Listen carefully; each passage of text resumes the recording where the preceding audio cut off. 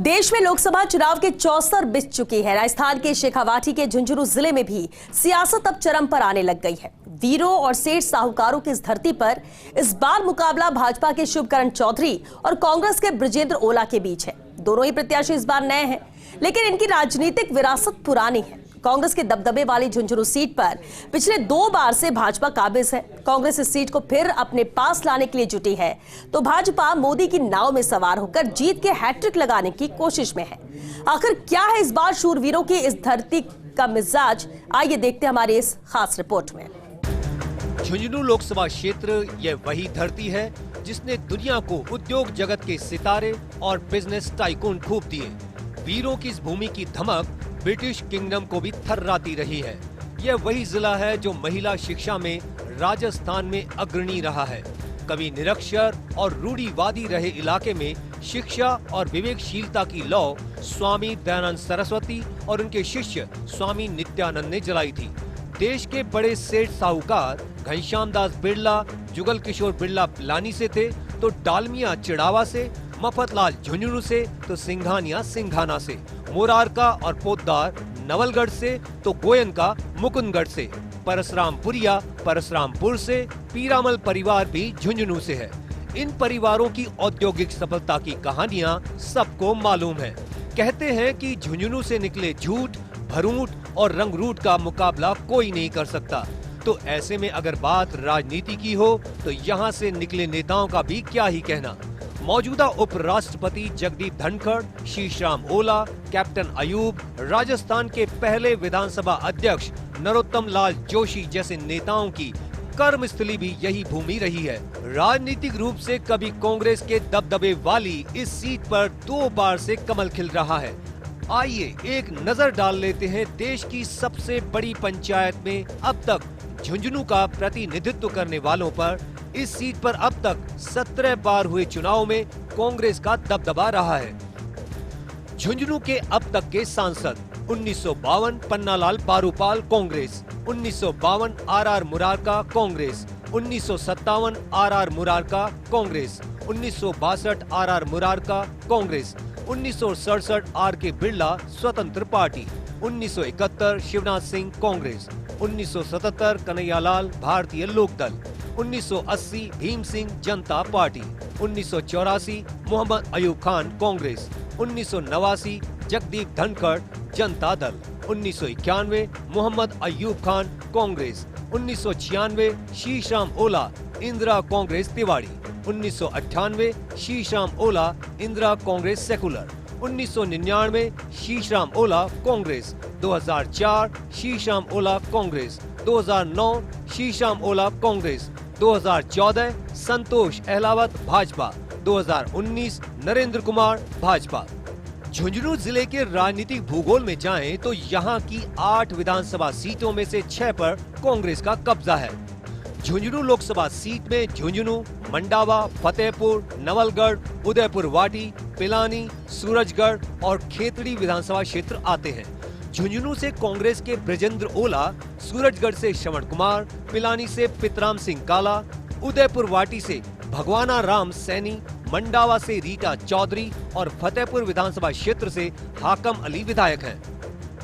जबकि खेतड़ी विधानसभा क्षेत्र से भाजपा के धर्मपाल गुर्जर और नवलगढ़ से विक्रम सिंह जाखल विधायक हैं। खास बात है फतेहपुर, प्रशासनिक दृष्टि से यह सीकर जिले में आता है, लेकिन लोकसभा चुनाव में फतेहपुर की गिनती झुंझुनू में होती है।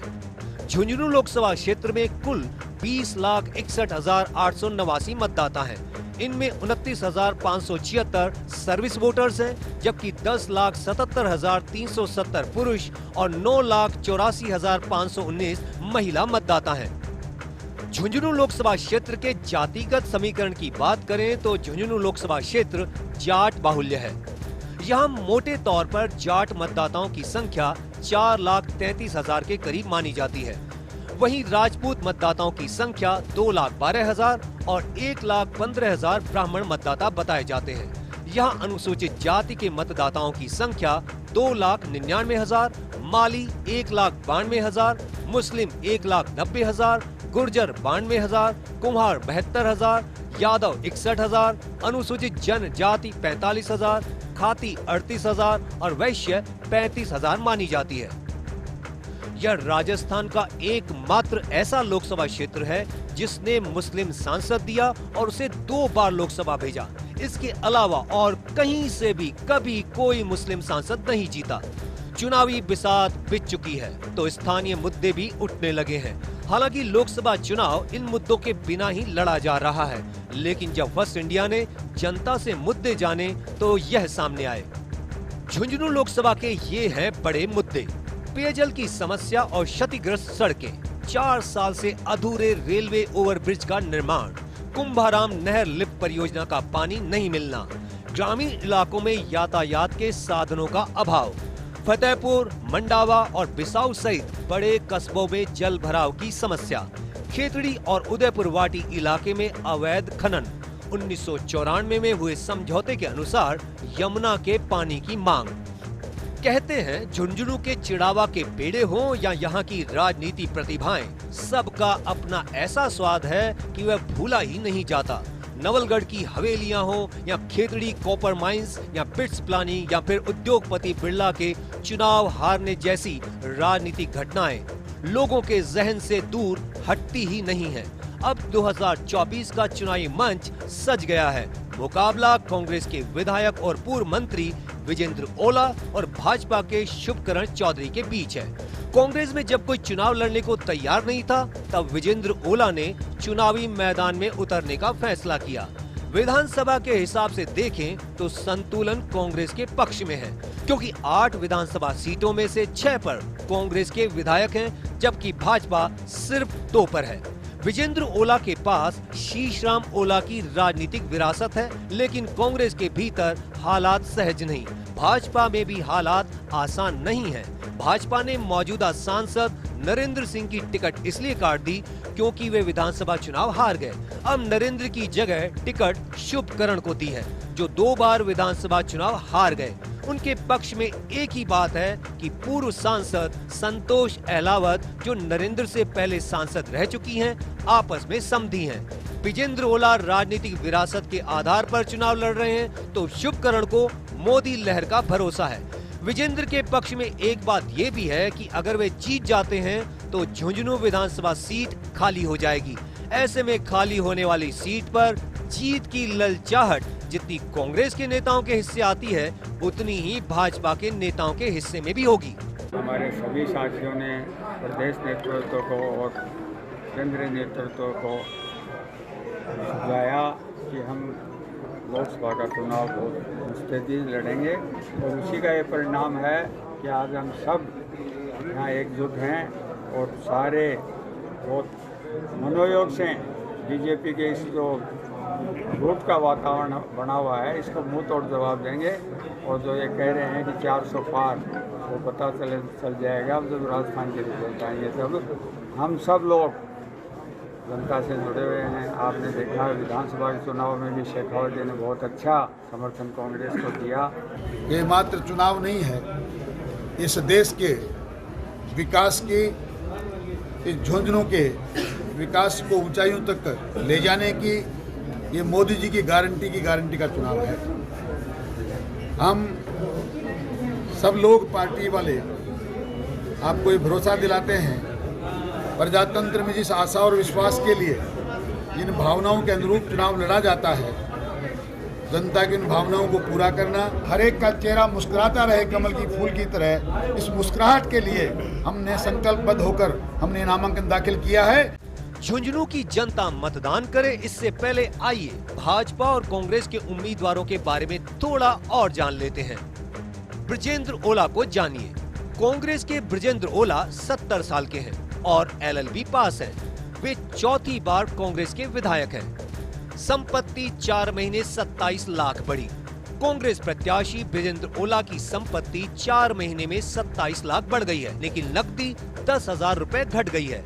ओला करोड़पति हैं, लेकिन उनके पास कोई वाहन नहीं है, जबकि उनकी पत्नी के पास 2 कारें हैं। नामांकन पत्र में दी गई जानकारी के अनुसार ओला और पत्नी दोनों करोड़पति हैं। ओला के पास 60,000 रुपए नकद 50 ग्राम सोना, बचत खातों में 30,90,000 रुपए और 90 लाख रुपए की अचल संपत्ति, 333 बोर की एक राइफल और 32 बोर की एक रिवॉल्वर है। पत्नी राजबाला के पास 80,000 रुपए नकद, 800 ग्राम सोने और 500 ग्राम चांदी के जेवरात जिनकी कीमत 30,36,000 रुपए है। उनके बचत बैंक खाते में 48,34,000 रुपए है। 90 लाख रुपए की अचल संपत्ति है।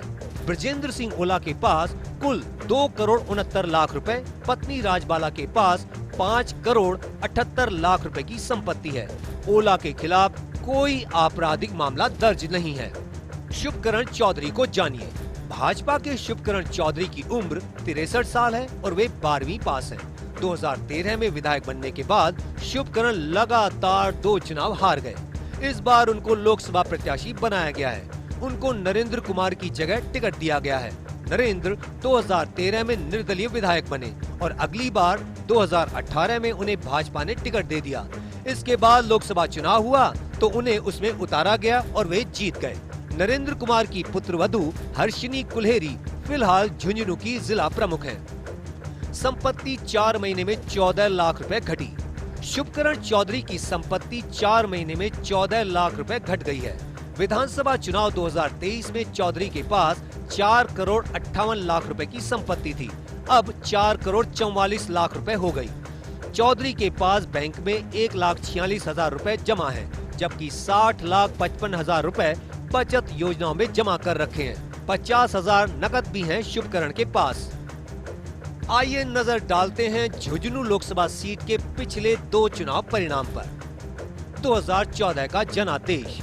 2014 में हुए आम चुनाव के दौरान झुंझुनू में 16,97,470 मतदाता थे। बीजेपी की संतोष अहलावत ने कुल 4,88,182 वोट हासिल कर जीत दर्ज की थी। संतोष को उस चुनाव में डाले गए वोटों में से 48.4% वोट मिले थे। दूसरे स्थान पर कांग्रेस की उम्मीदवार राजबाला ओला को 2,54,347 वोट मिले। लोकसभा सीट के कुल वोटों का 25.22% हिस्सा राजबाला को मिला। 2014 में इस संसदीय सीट पर जीत का अंतर 2,33,835 रहा था।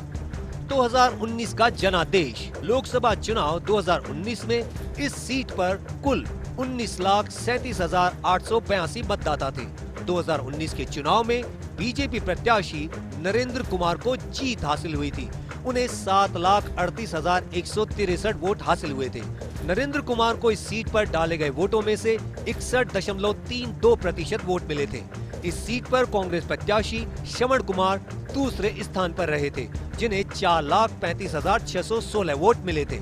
श्रवण कुमार को कुल डाले गए वोटों में से 36.19% वोट मिले थे।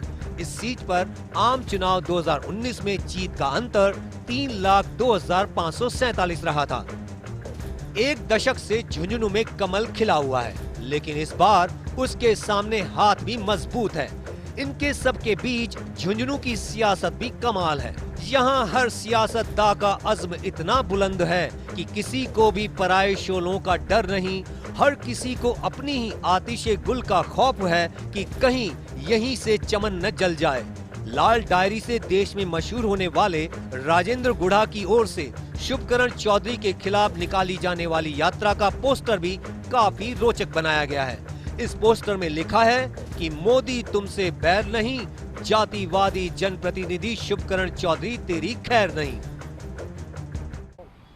विधानसभा चुनाव के नतीजों पर नजर डाले तो झुंझुनू लोकसभा क्षेत्र में कांग्रेस मजबूत नजर आती है, लेकिन लोकसभा के चुनाव का मिजाज अलग होता है। यहाँ भाजपा मोदी के चेहरे पर चुनाव लड़ती है। ब्रजेंद्र ओला के एक बयान से कि वो चुनाव नहीं लड़ना चाहते थे, उन्होंने खुद ही अपने चुनाव प्रचार की धार को कमज़ोर किया, तो भाजपा भी अंदरूनी विवाद से जूझ रही है। फतेहपुर में जिस तरह से संगठन के नेता आपस में उलझते नजर आए, वो पार्टी के लिए चिंता का विषय है। युवाओं का रोजगार और पेयजल की समस्या, ये झुंझुनू के महत्वपूर्ण मुद्दे हैं, लेकिन मौजूदा परिदृश्य में ये मुद्दे गौण होते नजर आ रहे हैं। ऐसे में देखना होगा कि नए चेहरे के दम पर भाजपा या कांग्रेस किसे झुंझुनू में जीत मिलती है। कैमरामैन संजय के साथ Naresh Sharma, first India news, Jaipur.